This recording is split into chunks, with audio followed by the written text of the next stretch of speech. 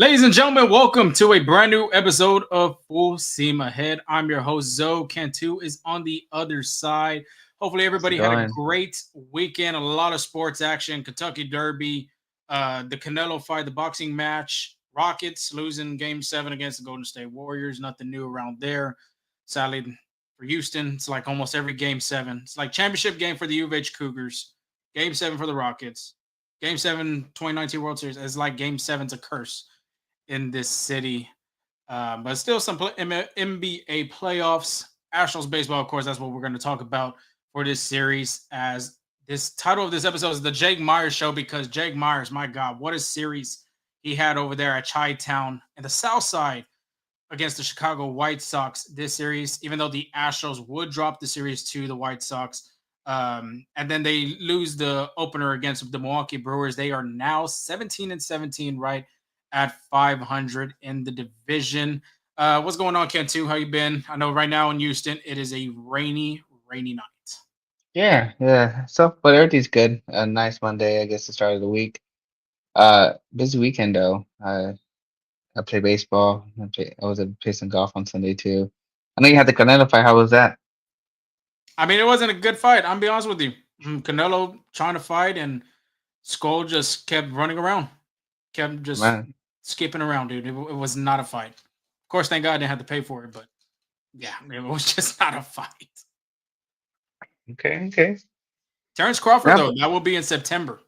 that That should be a that good one one. should be a good. Yeah, that one should be a good fight for sure, honestly. But you see, that one I'm looking to spend. I wouldn't mind spending a penny on that one. But yeah, Yeah, that one's in Saudi Arabia too. I want to say is this it? past match against Skull, it was 6 a.m. I believe in Saudi Arabia when Canelo and Skull was fighting each other. Yeah, That main that's event. great. That's crazy. Imagine waking up at 4 to get ready for a fight at 6 a.m., dude. Well, I think Like, Canelo said that he was there for 3 weeks just to get his body immune uh, to waking up at that time. The time change, obviously. Yeah, that's man, that's brutal. I would say, yeah, absolutely.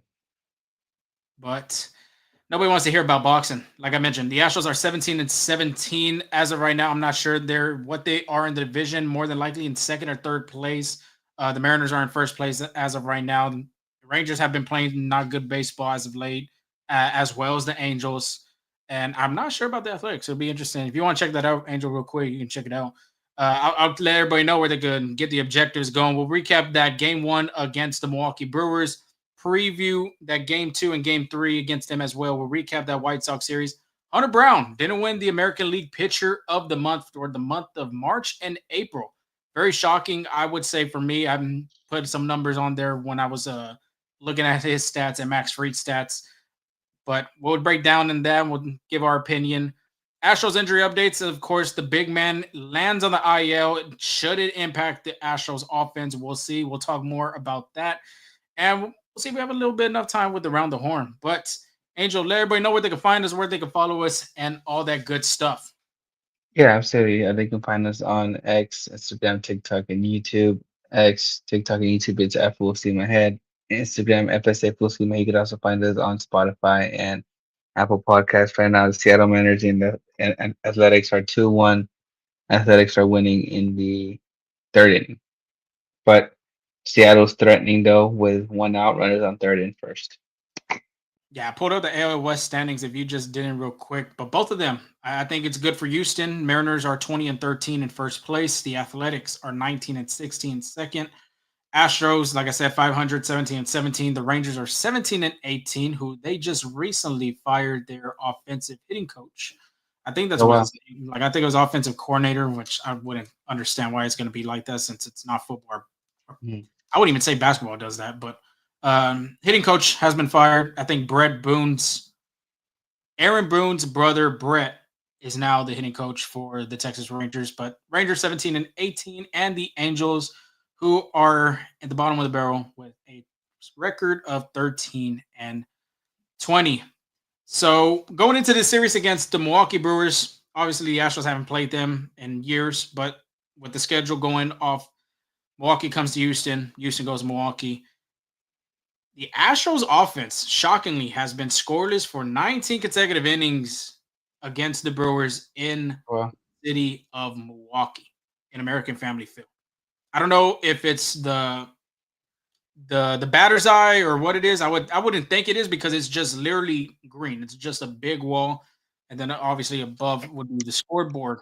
But the Astros offense is the talk of the town right now, for at least for Game One of this series, and you can even maybe say for the away series throughout this visitors home, not even visitors homestand, but being on the road, the Astros offense just being inconsistent, and I think we've seen that multiple times through the first part of the season. The Astros offense went in that scoreless streak, I will say, at 24 innings, but it was courtesy of Tobias Harris making a throwing error to second base in the sixth inning. The Astros would get on the board. Jose Altuve would score. But Astros runs in scoring position, 2 for 6. They left 8 men on base. A lot of singles, only one extra base hit from Altuve. I will say this: a lot of hard contact from the Houston hitters. 9 of their balls in play were over 99 miles per hour with the exit velocity, but just couldn't get that ball to come in. I know there was one in the sixth inning. I would say they had bases loaded, 2 outs, and they just couldn't get that run in. yeah. And then actually, the Astros are 6-10 on the road. In years past, when the Astros on the road means that what they're gonna win, but they rank 22nd in sluggings at 367. It's actually tied for 22nd at 367. The only teams that are behind them are the Milwaukee Brewers, where they're playing right now, the Rangers, Royals, Blue Jays, Rockies, Pirates, White Sox. What do they have in common? Those are struggling offenses right there. So once they can find it, I think they can be better, but they're struggling big time. And like you said, a lot of singles. I think there was like the reason for that low slugging percentage is because they're not hitting enough home runs, doubles, triples, right? It's mostly a lot of singles that the Astros are being able to do it.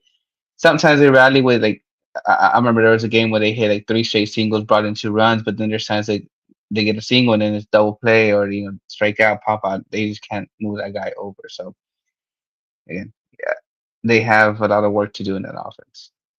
Yeah, they're just searching for that big hit. They can manufacture a lot of runs, I would say too.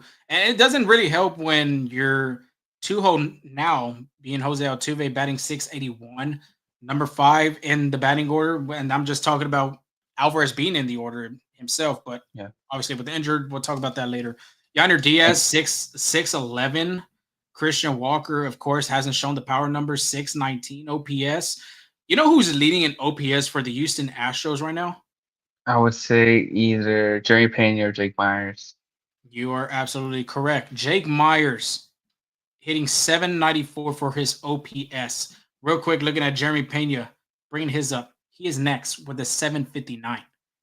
Yeah. And these are Well, guys, I will say this, these are guys are not going to give you that extra base hit. They could, but hmm Jerry Pena's done a really good job barreling the ball, but there's times he gets infield singles, gets the single just, with some softer medium or hard contact into the outfield. Same goes for Jake Myers. Myers had a really good series against the White Sox. That's the title of the show for a reason.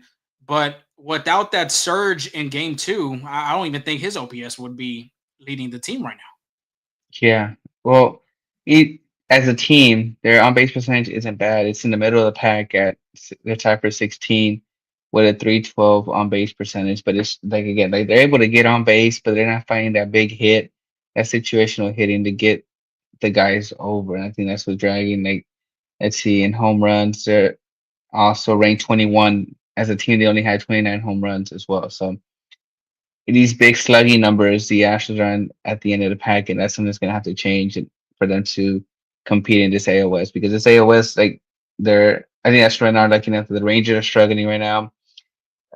Seattle is, their offense is still kind of inconsistent, and then the Athletics are, a really great team that's just finding it right now at the right time. So I think if the Astros want to, beat those teams, they got to start hitting the ball a little bit harder, or like getting those doubles, triples, and home runs. Yeah, they need to find the extra base hit to bring those runners in score position, first and third, second and third, run on second, run on third. Whatever the case may be, they have to find that big hit to bring those guys in. And that's what I want to say, being honest with you, I think that's what they're struggling in right now is just finding that big hit to bring these guys in. And they kind of show flashes at home at Dyken Park in Yeah, that series. They've been really hot at home, but on the road, like you said, this is a team that's been known for being a good road team from years past. And as of right now, 6-10 slow start. I'm pretty sure they're gonna have to find it pretty soon.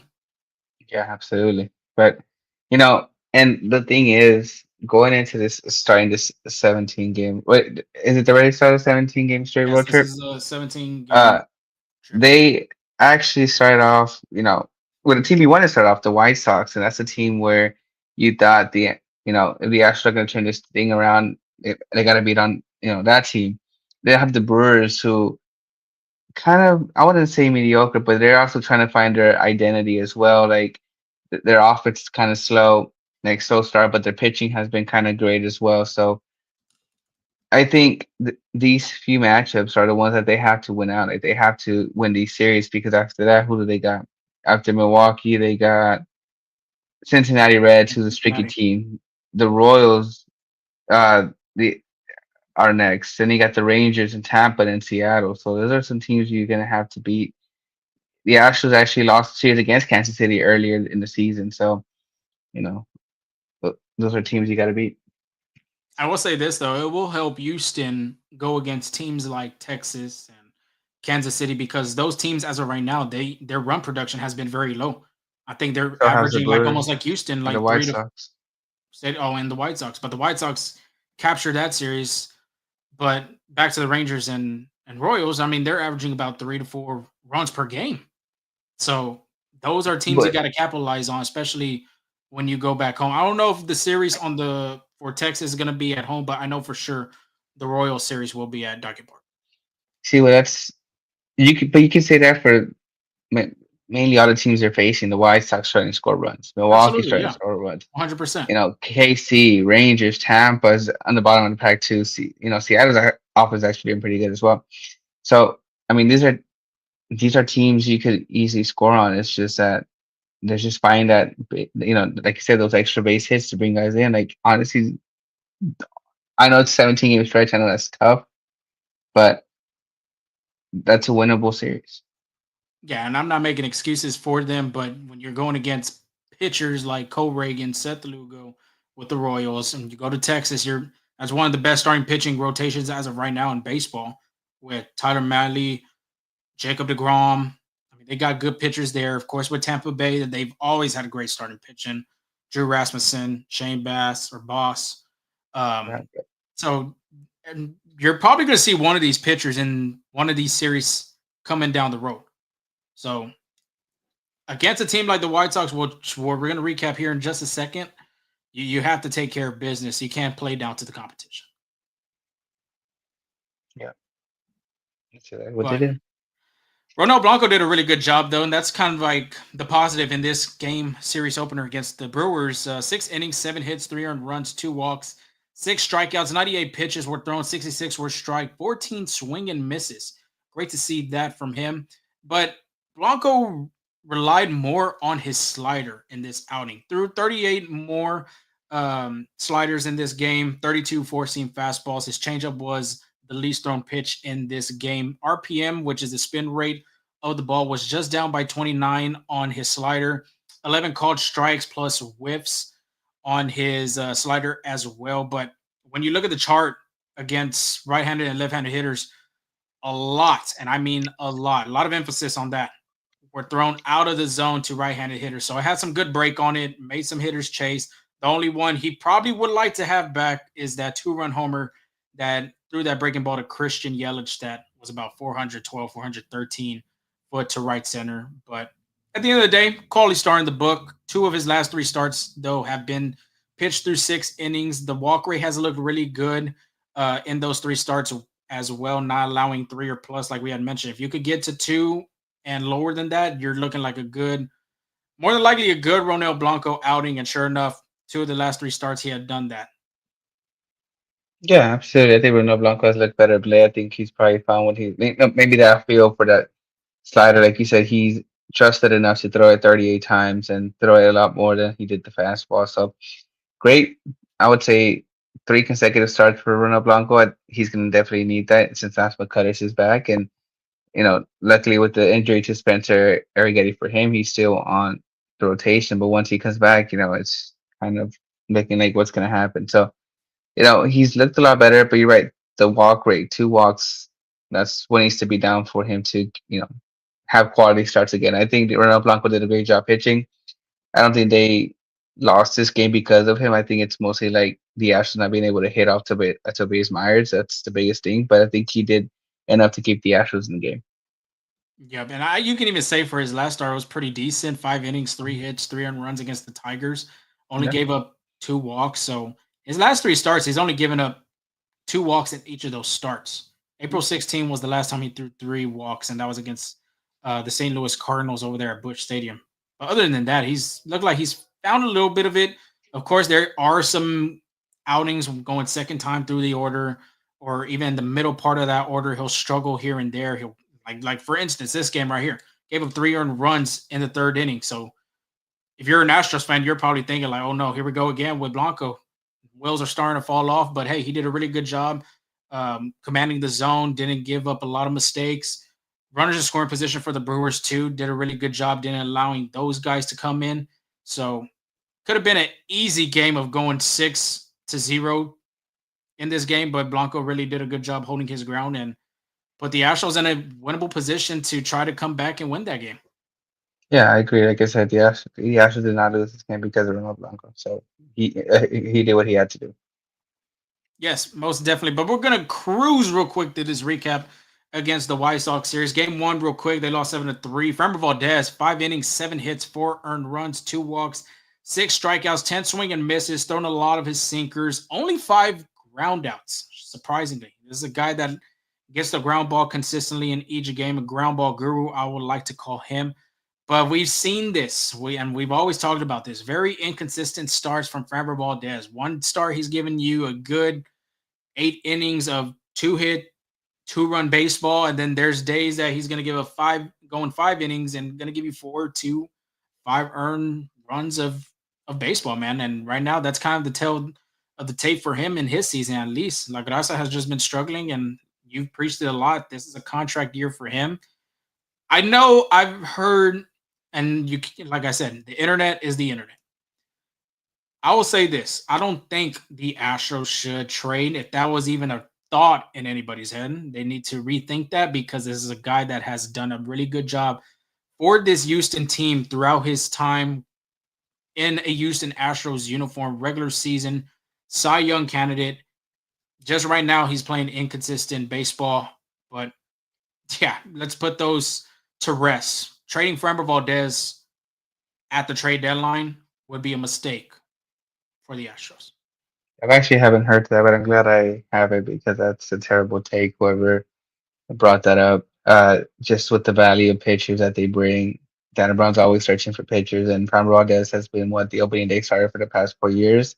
Mhm. This is a guy that they trust. This is a guy that they know that eventually he'll find his feel for the sinker again. He'll find his feel for his pitches because that's literally the pitch that it's kind of been a little bit inconsistent. That's the pitch he relies on the most. He did throw 87 pitches. Now the ball that got hit the hardest out of all of the pitches was the sinker, right? And that's because there's a lot over the plate. The thing is with Ron Valdez is that when the sinker is moving and has a lot of spin on it, then he can get away with pitches down, like, in the middle of the plate because it's just hard to hit. But when they're staying a little bit more flat the way they have, that makes it a little easier for uh the hitter to barrel up. But I think this is a guy that's gonna eventually find it because he knows what's at stake. If he wants a paycheck, if he's like a great paycheck, he's gonna have to pitch a little better. And I think eventually he will. It's just a matter of time and how patient are the Astros are. Like, do you think he? I wonder if they're gonna kind of give him like what they did to Hayden Wesneski and just giving him a little like breather, having him skip a start. I don't know. What that's going to be. I don't know. Again, I don't know. That's in the conversation. Thing with Framber Valdez, he's a workhorse. He's going to go out there and give it all he got at all time. He might not be comfortable with that. I don't know, but it's just something to maybe get him back in the mind spot, like in the mind state to pitch in a Major League Baseball game. But Framber Valdez has the stuff. It's just getting a feel for that sinker, and then once he finds it, I think he'll be good. Framber Valdez has yet to win a game since opening day against the New York Mets. So he's still looking for that second win of the season. But just looking at his numbers real quick we're just gonna go to 2022. Before the All Star break, his ERA was 2.66, and then post All Star break of that season 3.02. So, and obviously you saw the Astros win the World Series that year. He was a really big catalyst for that rotation in 2022. Move on to 23. Still pitched a really good first half, 251. Second half is when you started seeing the wheels fall off, 466 ERA. And then 2024, the opposite. First half, 366 ERA, not bad, really not bad at all. And then the post All Star break was just even better. The second half being 196. So, like I said, I think the one word that just comes to mind with me with Framber is just as of right now too is just the inconsistency. Like you said, Mhm. if he could get a feel of his sinker, mix his pitches and his starts, and have a better game plan going into the game, and has to make an adjustment, shit, he has to make an adjustment.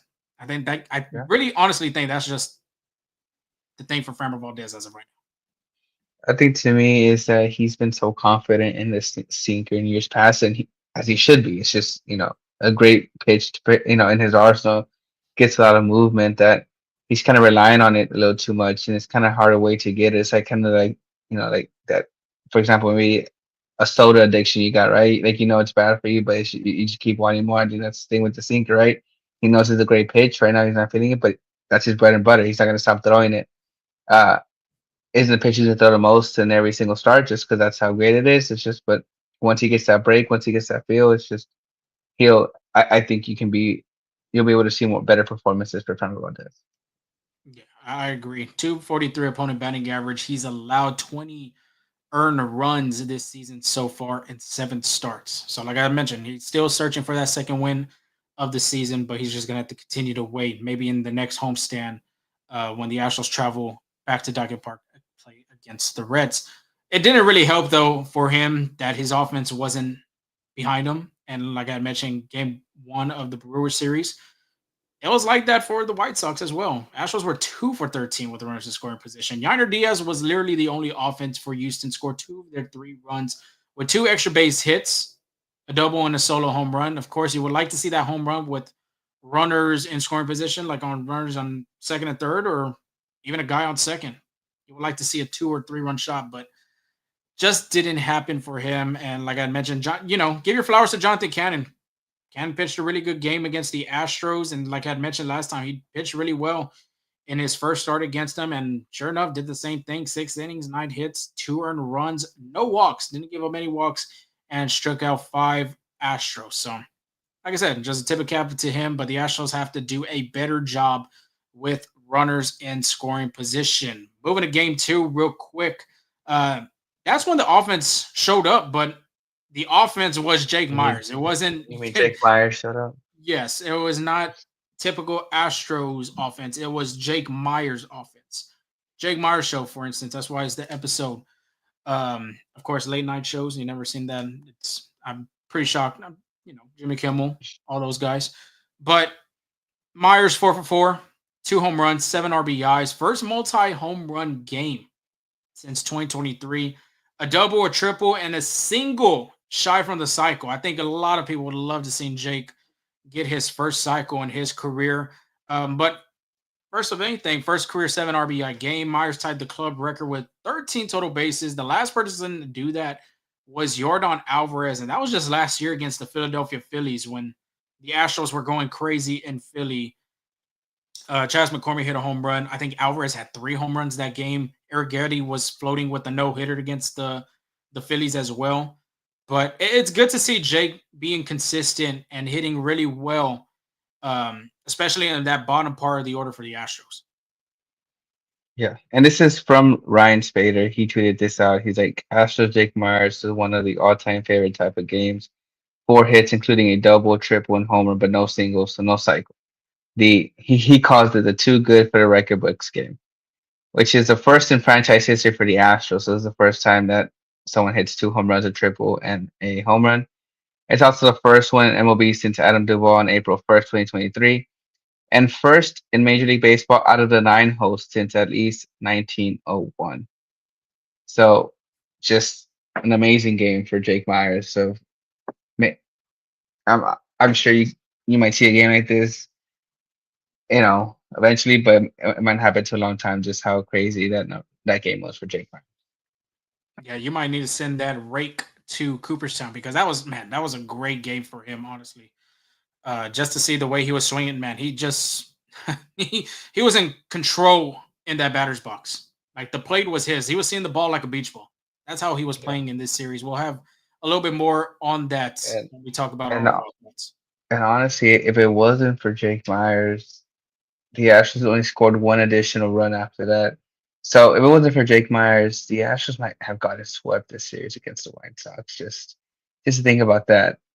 So Jake Myers kind of saved that from losing three straight in Chicago. Yeah, like I mentioned, game two, Jake Myers 7, the White Sox 3.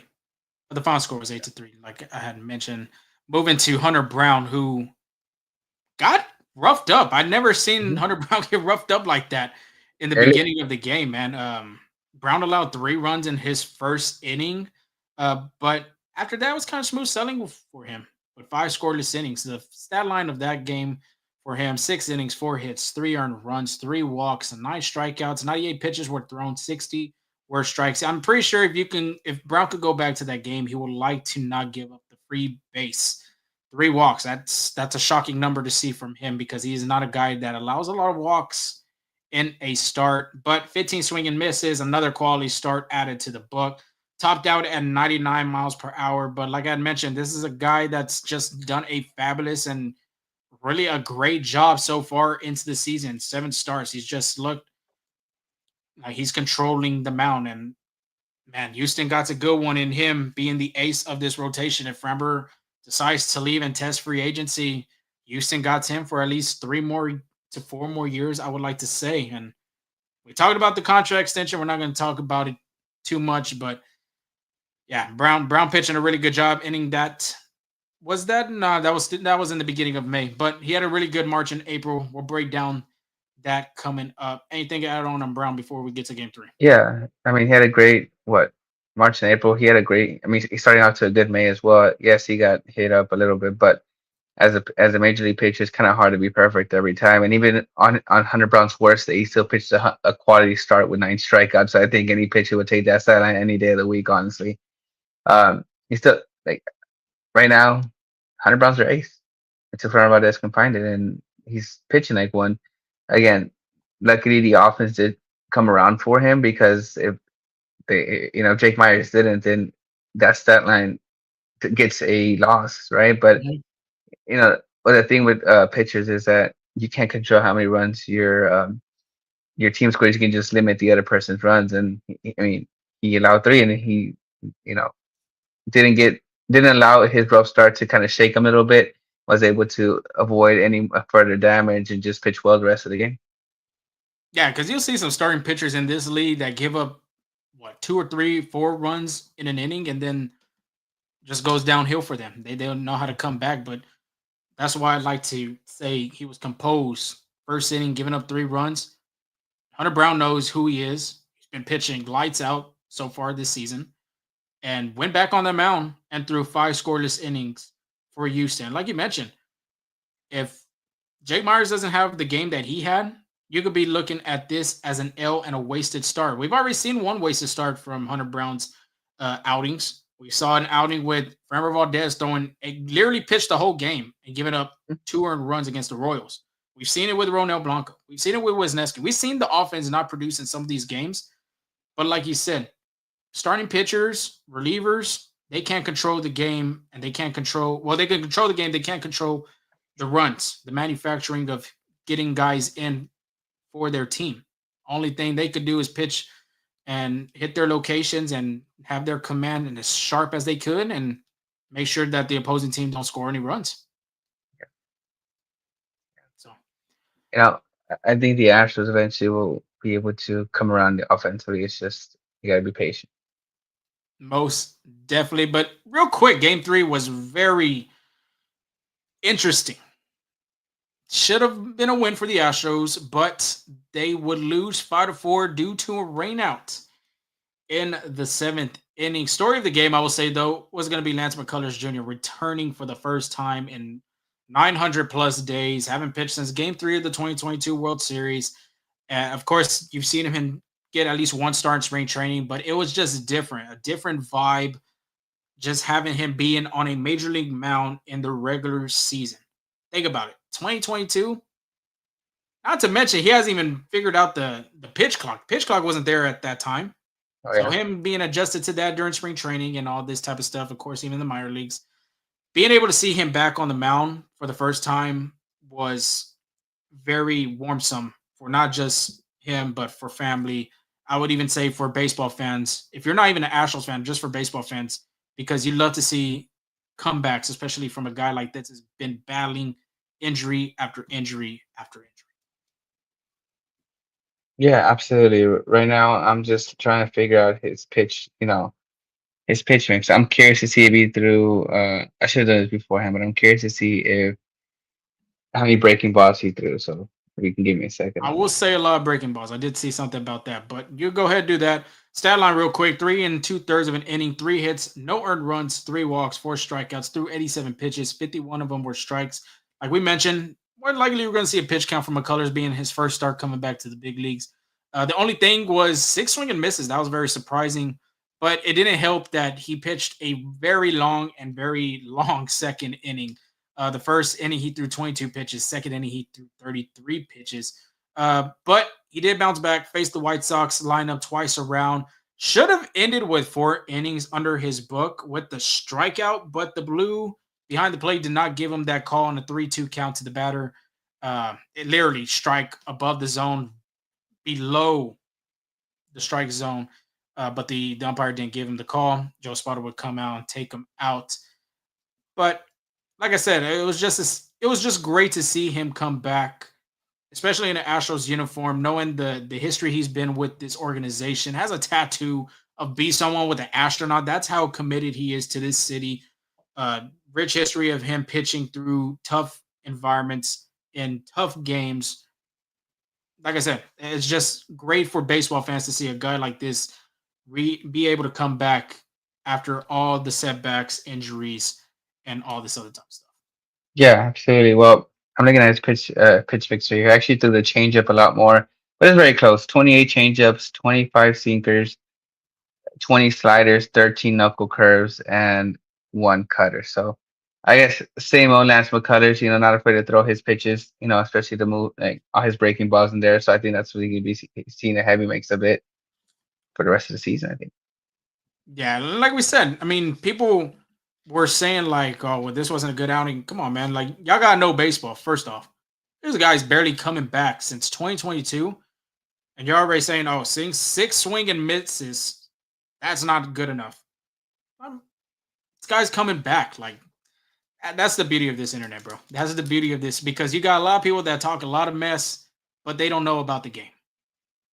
Anyway, Yeah. good outing for him. Pretty sure his pitch count will go up. Lance McCullers, more than anything, too, is looking for a bounce back start.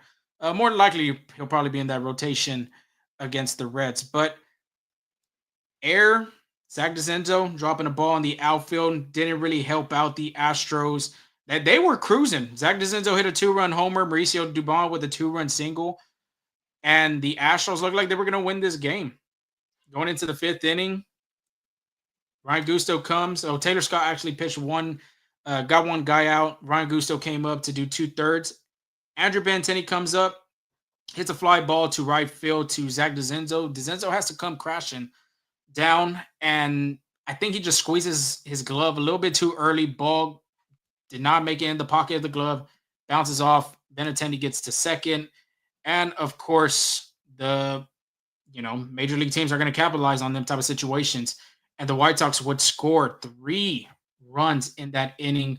Ryan Gusto stat line 2 and 3rds, 2 hits, no earned runs, 3 runs were gone, 2 walks, no strikeouts. Stephen O'Kerr comes up, throws an inning, gives up 2 hits, 2 earned runs, 1 walk, 1 strikeout. So the Astros, like I said, the Astros had it. They had it right there in the palm of their hand, and they just let it slip away. White Sox were able to score 3 in the fifth, 2 in the sixth, and then all of a sudden, that's when that rain out came, and seeing the Astros were going to play was very Not gonna happen. Rain delay kept on 30 minutes, 45 minutes, an hour, and then sure enough, they called it. White Sox would win that game on May the 4th. May the 4th be with you, Angel, if you're a really good Star Wars geek out there. And the White Sox would take the series. I honestly think if the Astros and White Sox were able to play that game out, maybe Houston comes back because they've been doing a really good job in the middle to the end part of the game, not giving up and being able to manufacture runs some way and somehow. Yeah, again, we don't know what would have unfolded then, but I think the Astros, that's probably a game they probably want back, especially Zach Enzo making that key error. That's the decisive error there. But that's what happens in baseball. You drop some, you win some, but at the end of the day, the Astros start winning some series to get above 500 for good.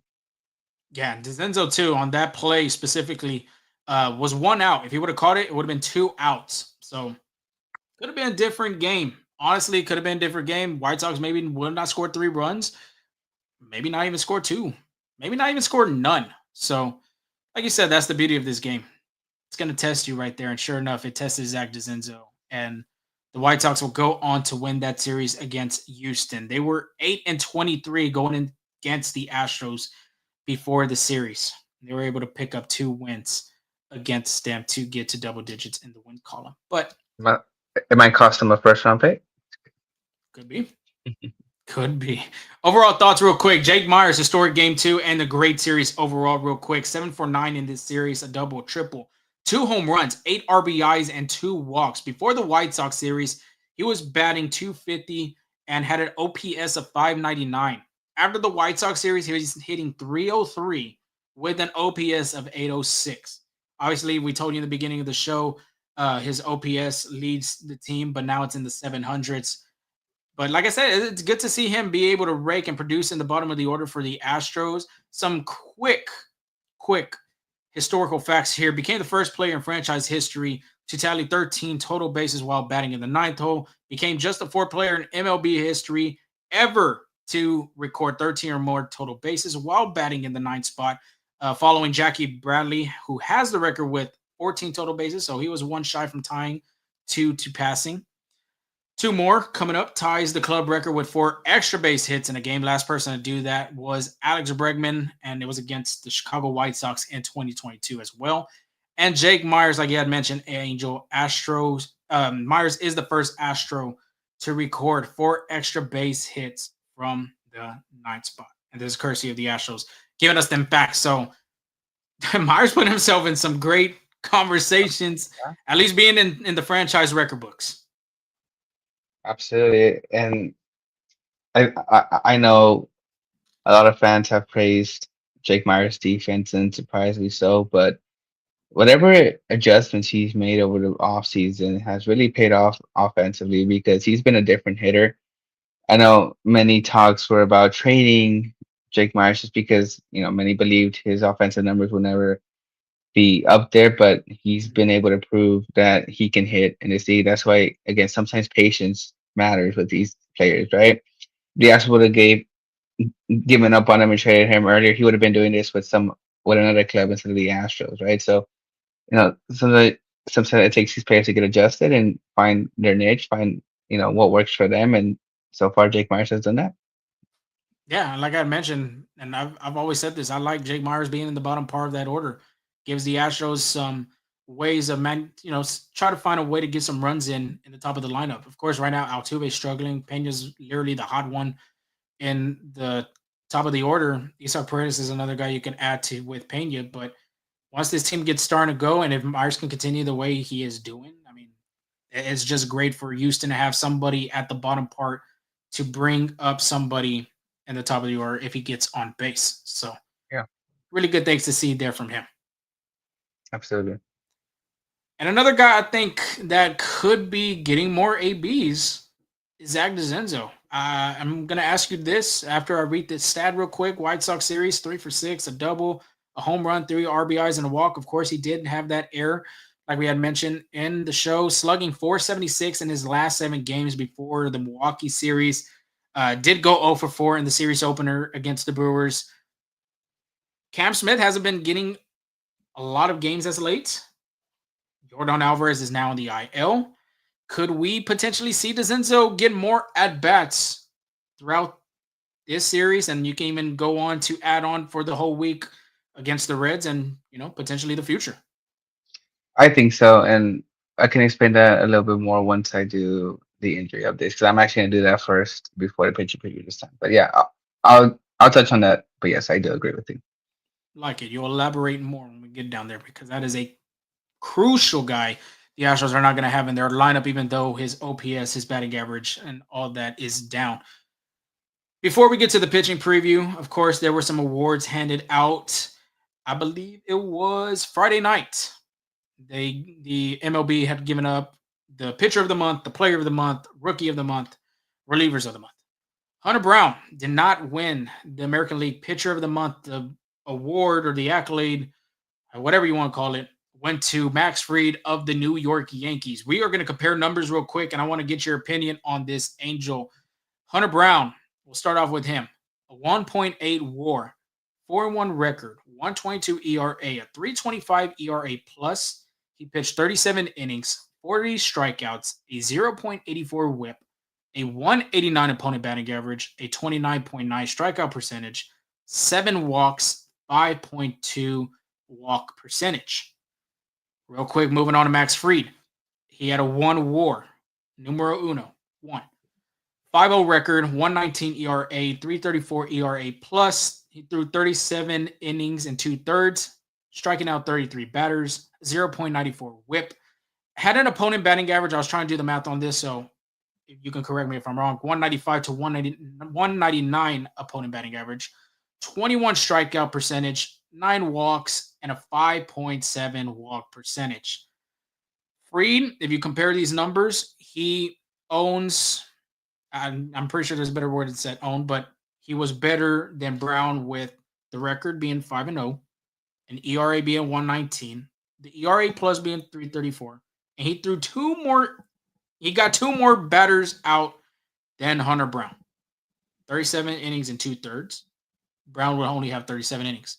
But Hunter Brown, on the other hand, 1.8 WAR beats Fried, 40 strikeouts beats Fried, 0.84 whip, a 189 opponent batting average. The strikeout percentage is a 29.9.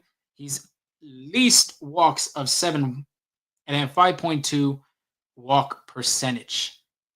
If Max Fried, let's say he was pitching in I was going to say Diamondbacks, but that is not a National League team. I mean, that's not an American League team. If he was pitching, let's say, for the Minnesota Twins, would Fried win this award over Brown in a Minnesota Twins uniform? I'm not gonna speculate on like different teams, but I will say I will talk to numbers. I We'll talk numbers. Go ahead. so Max Fried, like you said, is 5-0, Brown 4-1. Max Fried does have a better ERA than Hunter Brown. However, to me, it's a toss up. Honestly, you can't go wrong with either guy. They both pitch really well, and I'm sure that's not what the Astros fans want to hear, but it's true. I mean, I think both Brown and Fried pitch excellent. It's a toss up for me. However, the record wise, that sometimes pitchers can't control. Like we talked about earlier, Hunter Brown pitched great, 3 innings against the sorry, 3 runs against the White Sox. Yet, if Jake Meyers didn't have that game, although he pitched a quality start, he loses that game. So I wouldn't really look based on record unless it's like you know an extraordinary number. But I would look at more like ERA, how many runs did each pitcher allowed. That like those are things they can't control. What's the whip? That's something they can control. Opponent batting average and stuff like that. Strikeouts, walks. My unbiased opinion, I would give it to Hunter Brown just because he does have more strikeouts. The whip is lower. The opponent batting average is lower. Strikeout percentage is better. Less walks too. Those are the numbers I would look at, right? Because those are things that Hunter Brown controls. He controls how many strikeouts he gets, right? How much stuff like that. So and the 1.8 WAR as well, so that helps too. The record wise, I wouldn't be really looking at that. Maybe what people looked at would be like maybe the ERA. It's by what 3 points, but that makes a difference to a team. Like two, that's what 1 run he made up allowed less. So, but my unbiased opinion, I would give it to Brown, honestly. But Max Fried, well deserved to. Yeah, and I agree. I mean, it's well deserved for Max Fried. He pitched a really good month. Looking at FIP now, Max Free had a 297 because that's another Hmm. statistic that Major League Baseball looks at now is FIP. Hunter Brown had a 1.83 FIP. So I'll be honest with you. I'm like that. I did ask you the question if he was in a different uniform, and I'll answer for you. I think Okay. if Max Free was in a Twins uniform, Hunter Brown does win that award. I'm not saying nothing. I'm not bashing about the organization over there in Minnesota. I'm not saying nothing like that. But when you're in a high leverage market, being in the West Coast and the East Coast, of course, Dodgers, Yankees. If you didn't see too, pitcher of the month, which Yamamoto pitched a hell of a month. I think he has an ERA under 1. So yes, he does win that by a landslide. But West Coast, East Coast media, I mean, that's my opinion on that. But the numbers, I mean, they're strong. They're honestly strong for Hunter Brown. Yeah, I agree. I honestly, and this is a Astros podcast, but I'm not saying it because it's the Astros podcast. No, I'm there. The numbers are there that we just said right now. FIP being a big number now too in this pitching world shows Brown had a better FIP. Looking at BABIP real quick, 267 for Brown, while Max Fried has a 268. Or no, actually no, 255. So like you said, I mean, you really can't go wrong with either or of these guys. Both guys had really great months for their respective teams. But when you look at the numbers, I mean, the War 2 puts a big factor on that. Yeah. And like you mentioned too, that one start, do you think about it? If that one start, and I can't remember who was against, I want to say it was against Seattle over there at T-Mobile Park. The Astros were winning, but Taylor Scott, that was one of the games that Taylor Scott didn't pitch Yeah. really well. Gave the lead to Seattle, and Seattle would obviously win that game. The start didn't go as a win or a loss for Hunter Brown. But think about it. If Hunter Brown does get that win, is there a possibility that he wins that award just because, like you said, it doesn't really matter wins and losses. You don't see it like that. But do you think maybe if like that's what I'm saying, at least for that game in Seattle, possibly you think MLB would lead the accolade to him? Yeah, I'm sure for many voters, the win-loss record does matter. It just shows how good a pitcher are, but sometimes it doesn't. Sometimes the pitcher can, like, for example, let me go back to that Justin Verlander when he threw the no-hitter against Seattle. If Abraham Toro doesn't hit that home run and they pull Justin Verlander out, that was a great outing, but he has a chance to lose that game Mhm. anyway, right? So it's just there's games where pitchers pitch really well and they lose it. Like Framber Valdez throwing 8 innings against Kansas City Royals and he got a loss on that. That was a quality start too. So to me, sometimes win loss has a little bit more on the offensive parts of the pitcher. Like the pitcher can do whatever what he needs to do to limit damage. Yes, pitchers, those are major league hitters on the other side. You might not be perfect. You might give up a home run, but at the end of the day, you know the offense contributed to the win and loss record as well. But like I said, I was looking more at the numbers that the pitcher can control. That's ERA, strikeouts, WHIP, and I think Hunter Brown, wins those categories a lot more than Max Fried. Yeah, I agree. I would love to see how the breakdown looks. You know how like for Hall of I'm Fame sure it was voting they'll close. show you Yeah. and the awards too for like Cy Young, manager, MVP. You know how it shows like first place votes, second place votes, third place votes, all that crap. I don't know how they do it. I'm speculating here. I don't know if the writers decide. I don't know if major league personnel, players, coaches. I don't know who does that type of voting. But I would love to see what the results will look like between him and Freed because, like he's mentioned, you can't go wrong with either pitcher. But at the end of the day, it did go to Freed. Can't go wrong with that because he's pitching like even he had after that start, he's 6-0 now, and so far this season. So Yeah. So this just is what I got. fun, friendly little debate to see your thoughts. What you thought about it, and So so this is what I from a quick little Google search again. This is just from Google, so I don't know how accurate it is, but it says for MLB Player of the Month awards, two media members from each MLB city, recommended by their local chapter chair and approved by the National Secretary Treasurer, vote for the awards, according to the BBWA. so does he? Okay, real quick. Does Houston get to vote on a guy like Houston, They or can vote for do you think they can, or they have yeah, to move and say no, we can't pick Houston? no, they can pick for their players they want. Okay. Because again, like they're not fans, right? They just Yeah. you know they just pick the player who they look at the numbers just like we do, and then they decide from there. Yeah. 100% agree. Like we mentioned, can't go wrong with either or. But I think both of us, at least speaking for myself, I think Hunter Brown could have honestly win that accolade. Yeah, but I agree with you there. I mean that's just my unbiased um Opinion. opinion there too. Yeah, so I agree with you. But moving on, I guess instead of starting with the preaching preview, like I always do, I am going to start with, I guess one of the biggest news is for the Astros, Jordan Alvarez hits the IL. So this is per Brian McTaggart. Alvarez was a late scratch inside his matchup with inflammation in his right hand. He's been dealing with it for a couple of days now. Now, on Sunday, Alvarez was feeling better, Joe Espada said. However, before tonight's game, the Astros placed Jordan Alvarez on the IL with right hand inflammation. Cesar Salazar was recalled from AAA. And per Brian McTaggart, Alvarez flew back to Houston for tests. Now, in an article by China Rome, he also states that the Astros were put Jordan Alvarez on the IL, even though he was feeling better, to get it right, right? Whenever you have one of the best hitters on your team, you want him healthy the majority of possible. Like they did not want to rush Alvarez back or let him play through it, and then it gets worse. He's out for a longer period of time, right? So I think the sense or the feel for this injury is that it's not a big deal, right? They're just giving him time to heal early on, so they don't lose him for a long period of time, and they're just hoping by when he's eligible to come back, then he's ready. He's good to go, ready to go, right? So this is a big thing. Although Jordan Alvarez hasn't been the tradition, what the Jordan Alvarez of from years past, he's still a threat.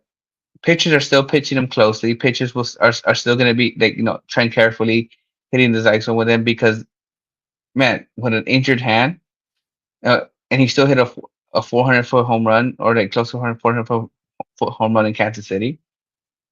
The thing with Jordan Alvarez is he can take a pitcher deep anytime, any day, right? So they're still pitching him carefully. That's a big loss for the Astros lineup. Again, even though he hasn't been pitching carefully, and he also offers protection to like the guy in front of him because they know that that guy in front of him is gonna get pitches to hit because they don't want to deal with Jordan Alvarez who runs his scoring position, right? So that's the type of guy he is. Now to go back to that question with Zach Zenzo, yes, they brought up uh Cesar Salazar as a backup catcher, but that's mostly to give Joe Espada the option to play Victor Carantini and Yanni Diaz in the same lineup when need be, right? Just to have that security blanket. One catcher gets hurt, you still have Cesar Salazar there. However, this is a great opportunity for Dexter Zenzo to get some reps. I know Yanni Alvarez was in the outfield for a long time, but that opens up the DH now. And you can put Jose Altuve in the DH or, a little bit more, save the legs on him, which opens up that position for Dr. Zenzo or even for Chas McCormick too, just because Cam Smith hasn't been, you know, he's been struggling as of late, as expected. He's a rookie, right? But for Dr. Zenzo, I think this is a great opportunity for him Yeah, to I answer your agree. question from earlier. This is a great opportunity for him to show that he can be in this lineup more consistently because I do agree with you. I do think he needs more at bats, especially not getting enough bats, consistent at bats early on. And Cass Smith is struggling right now. So it could be a platoon if Zach DeSanto plays good these few games that Jordan Alvarez is out, just to kind of give both Cam Smith a day off and get his head right when he's struggling. And Zach DeSanto has proved that he can play in this major league and hit major league pitching. So this is a great opportunity for him. This is a great for him to see more at bats and kind of maybe start slowly but surely getting more, taking that outfield spot, getting more reps in there, or even him being DH as well. So this is a great opportunity for him. Yeah, you couldn't say it more perfect. Jordan Alvarez, 210 batting average, 3 home runs, 18 RBIs, a 646 OPS. Very struggling numbers from the big man. And I think a lot of Astro fans haven't seen that from him, I would say even ever. I wouldn't think you would see that probably maybe in the 2019 postseason where he was struggling. But other than that, I mean, really, yeah, the big man's been struggling. Maybe it's because of the right hand inflammation. Like I said, I'm just speculating on that part. But back to Zach DeZenzo, yes. And it to add on a little bit more, Jose Altuve could be looking in more of a full time potential DH role, just depending on Jose how he feels on that. Of course, players have different opinions. You saw that with Boston, with Rafael Devers going into a full time DH role. He really didn't like that. He would like to be on the field. You're going to look at that more than likely with Jose Altuve. Maybe he Yeah, wants but that's to, not Jose. yeah, I know it's not Jose, but maybe Joe Espada wants to kind of protect Jose from being hurt because, of course, with Alvarez on the IL, the next thing you want, if you're a Nationals fan, you wouldn't want, I would say, is seeing Altuve go on the IL. Two big, important catalysts in that lineup for Houston go on the IL. So, and you, like you mentioned, it gives DeZenzo more playing time in the outfield. Of course, this offseason he played outfield in Puerto Rico, getting more reps, getting more familiar with the position. Now you're going to see him potentially get more reps. Like you said, maybe sneak into that spot in right field, get some, some time in left field as well. Of course, they've said too, Cam Smith has gotten some reps in center field as well as DeZenzo. So, and there's different ways you can plug and play in the outfield. And like you mentioned, don't sleep on McCormick. McCormick's done really good too. He hasn't done a bad job. Give him some more reps, especially with left-handed pitchers in the starting position of a game. You're going to see more Chas McCormick be in the lineup. So DeZenzo will get more at bats with this injury to Alvarez. Of course, nobody knows the the diagnosis of this injury. Nobody knows the longevity. If it's going to be a long term, or is it going to be like a 10-day IL kind of stint? Maybe it could be a 2 week thing, 3 week thing. We don't know. But Alvarez too, he hasn't played a healthy season in his career so far. Sure. Yeah, but I think reaction wise, the way the feel is, I think the actual believe is just a minor injury, nothing too major where they might see Aaron Alvarez gone for like you said 3 4 weeks to a month. But that's been said in the past, right? I think last year is a great example of Kyle Tucker where he got hit. It was like, oh, it's just a bone bruise, and it turns out he's gone for 2 3 months. I don't think that injury is the same as this one. Mhm. Um, and Jordan Alvarez has had hand injuries in the past that kept him out for some time. But according to China Rome's article, it's a different part of the hand. It's not related at all. So it's just inflammation, maybe just a little sore. But again, I think this was just a good move for the Astros, just to give Jordan Alvarez time early on, right? Mhm. Like it's still early in the season. Honestly, Astros still a great spot, third in the division too. So though how Jordan Alvarez is such an important asset to the lineup where they don't want to see him gone long term, right? So to take care of it now early, where it's something minor before it gets something major. You see Jordan Alvarez gone for an extended period of time. I think again, like I said, just to circle back, I think the feel for this injury so far is that it's just something minor. I don't think he'll be gone for a long time. I agree, and it gets to clear his head too. Just not having a great start to the season. Like I said, the OPS, the numbers show right there. I'm pretty sure Jordan Alvarez, he has 21 strikeouts too, not to mention. So just giving him maybe a brand new start after this IO stint, fresh start, new beginnings for him. Get back on track to being the Jordan Alvarez he has been for the past 3 seasons, almost hitting over 290, 300, and all that. So, but yeah, absolutely. But I guess another injury is Sean Dubin. Just to give you some updates on him, on April 29th, he pitched his scoreless inning with 2 strikeouts, and on May 3rd, a scoreless inning. He only giving up 1 hit and striking out 2 batters. So I mean, Sean Dubin does good whenever the Astros. I think whenever it's on Dubin, the Astros are ready to bring him up. I think he can provide some eat some innings up and provide some help to those taxing arms in the bullpen. Because I know again being a reliever is tough.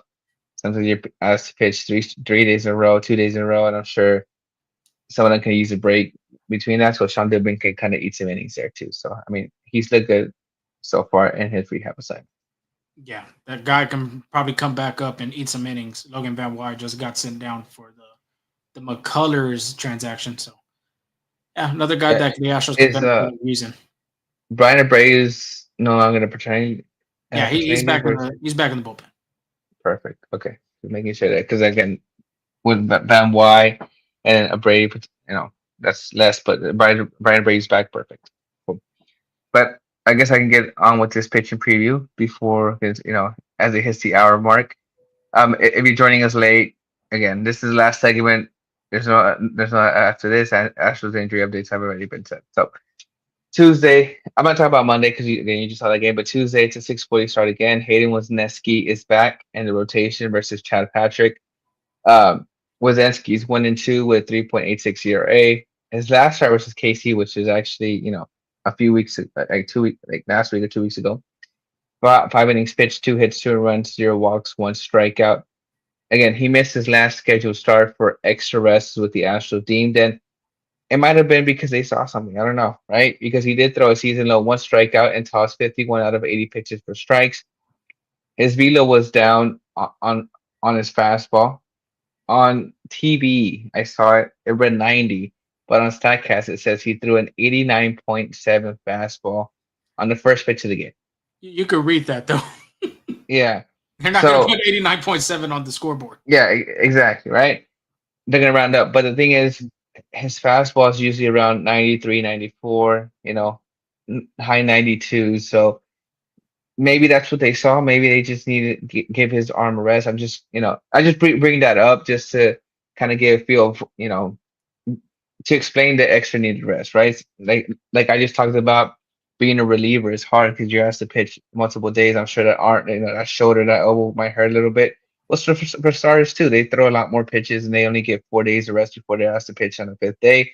So maybe he just needs some extra rest, especially since Wisniewski, has been back and forth from starter to bullpen as well too. So maybe I would have to look it up, so I'm not too sure. But I know this is like this season might be where he's asked to throw the full season and just kind of getting him that rest early can be better for him now so he can last at the end of the season too. Because again, you saw what happened to Ronald Blanco last year too. So it might just be just give him a little extra rest. Yeah, real quick, that's what I was going to hit on too. He hasn't been a full time starter, and of course, he was a bullpen guy with the Cubs. So this is some uncharted waters, I would say, for him. Just being able to pitch a full major league season as a starter, and not to mention too, the Astros are on a 17 consecutive game. They're going to play 17 consecutive games, so it's going to be a Mhm. 6-man rotation more than likely, and you're going to need Wesneski to pitch one of these games, either or. So the Astros giving him an extra day of rest and missing one start at least during that time when they were going 3 games a day off. Because actually, take that back. Thinking about it now, the Astros are going to have an off day on Thursday. Yeah, I made that mistake too. I just saw that. So yeah, it'll be ready for the Reds, and then I think all the way to the 20 something, 28, 29 could be one of them days. I had it right here. Oh, okay, here I had May 9th to the 25th. Okay. So getting that extra day rest was very key for the Astros, especially going into the 6-man rotation pretty soon. Yeah. So the most innings that Hayden Wesneski has thrown in a season was in 2023, where he threw 89.1 innings. So I Last year, honestly think he's going to just beat that. yeah, yeah, of course, obviously, right? And then in 2024, he only threw 67.2 innings. As of right now, he's up to 28. So the reason why I bring that up is like you said, he's the uncharted waters, right? He's been between a starter and a bullpen, like relief pitcher. But I think this is a season where he's going to blow by past that. So getting that, extra rest is beneficial early on. He's going to be going against Chad Patrick, who, he's the record might not show it, but he's pitched really well. He's 1-3 with a 2.87 ERA versus the White Sox. He went 5.2 innings, 6 hits, 3 runs, 0 walks, and 4 strikeouts. This is a pitcher that's not going to rack up a lot of strikeouts, but he's going to get outs. And it's just let me give you his 5 pitch mix, and I'll explain why. He throws a cutter, fastball, sinker, changeup, and slider. Now, most pitchers, when I do this pitcher preview, have a great secondary pitch that's either breaking or off speed, right? Just throw hitters out. Well, not Chad Patrick. The pitches he throws the most going to be the cutter, the fastball, and the sinker. All hard, fastballs, but with movement, of course, right? He's thrown the cutter 246 times, fastball 118 times, sinker 110 times. The changeup, he's thrown it 32 times. only to lefties. Slider 25 times, only to righties. For the most part, to righties. So this is a guy that the reason why he doesn't get a lot of strikeouts is because it's that's those secondary pitches of breaking balls aren't thrown enough, but he does what he has to do to get out. This his opponent batting average on the fastball, sinker, and cutter are all in the around 250 to 260s. I don't have the exact numbers right now with me, but they're all in the So mid twos. twos. Yeah, mid twos, I would say. So, which is, I mean, pretty good if you ask me for fastball. So a lot of you know high velocity. I wouldn't say high velocity either, just like mid 90 pitches, but just with movement. Would say. Yeah, so maybe you're looking at 95 to 90, even 89 miles per hour on these pitches, especially with the sinker and the fastball, depending how that looks. Of course, the cutter too. Your four seamer. I'm assuming he has a four seamer, not a two seamer. Yeah, it's a You're four probably seamer. going to see that ball have the highest velocity out of all those pitches, and the other ones being the sinker and the cutter. Probably looking at 92, Yeah, 93. yeah, I'm trying to get that right now, but my computer's moving really slow. I was gonna try to get the baseball savant numbers on his fastball, but Go I mean, ahead. I'd get it. I'll look at it real quick. You can go ahead and do that. Okay, perfect. Wednesday's game's gonna be a 12:10 start time. Farmer Valdez versus Quinn Priester. Valdez is 1-4 with a 4.39 ERA. Again, last time versus the White Sox, like we said earlier, 5 innings pitched, 7 hits, 4 earned runs, 2 walks, 6 strikeouts. He did throw 87 pitches in that start, 44 sinkers, 24 curveballs, 17 changes, 1 fastball, 1 side. Like I said, Carmel is never going to stop throwing the sinkers. That's just his bread and butter pitch. That's just the pitch he trusts a lot. It's just being able to find the zone. However, he did use the changeup a lot more than he's used to. The first pitch of the game was actually a changeup. So he's getting a little comfortable with it. However, it's about feel. He's throwing like the changeup a little bit more. However, it's been hit pretty good. Yeah, his changeup run value is 1, which is not good. Opponent batting average is 364 on it and has given up 3 home runs on the changeup, which is the most of all of his pitches. And he's been going against Quinn Priester. Priester's 1-0 with a 5.79 ERA versus the Cubs. He threw 4.1 innings, 6 hits, 7 runs, 4 walks, and 4 strikeouts. So not an ideal stat line. He has a 5 pitch selection: sinker, slider, cutter, curveball, and changeup. And honestly, really not much special about Quinn Priester. This is a guy that I think the Astros could tag. This is a guy that the Astros, if they win tomorrow, could be a pitcher they can hit to win the series. Yeah, going back to Patrick real quick. So I got the velocities Okay. and four seamer leading it 93.3 average miles per Yeah. hour. Cutter, sinker would be next, 92.7. Cutter being 87.4. And the changeup 87.8. You could throw the slider in Yeah. there for 84 miles per Mid fastballs, right? hour. Mhm. Yeah. That's what I And figured. yeah, that's what It I said. wasn't Sinker in the four seamer more than likely is going to be the low 90s out of his hand. absolutely. But yeah, back to what was it, Framber we were talking about real quick. Yeah. Yeah, this is a one that the Brewers have a right-handed heavy lineup. Jackson Churio, William Contreras, Reese Hoskins, Joey Ortiz, Vinny Capra. I mean, it's very right-handed dominant for the Brew Crew. And the only lefties they got is Christian Yelich, who's going to probably play in that game. Yeah. And Jake Bowers could be But might not potentially play. Yeah. substitute for, yeah, more than likely could be for actual right-handed hitter. So he's just got to be very consistent with his command in this game. We've seen it, like we said, he's gone up, he's gone one good start, one bad start, one good start. Inconsistent is my word for him throughout the season so far. Yeah, I agree. I think, and again, I'm not sure how close he is to find it, but it might take one good start, one good feel, and then it could one good pitch, and that could be the difference, honestly.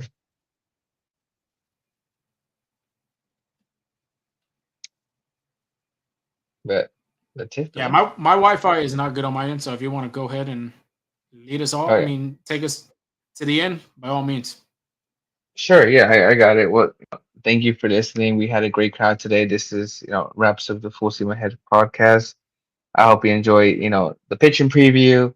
The Astros talk will be here at the end of the series, which I believe it will either be Wednesday or Thursday to get you the recap for the Brewers and the preview for the Red Series. I will be happening at Dyken Park where the Astros are showing that that saying that the Astros can't win at home is long gone because they've done a lot better at home than they have on the road.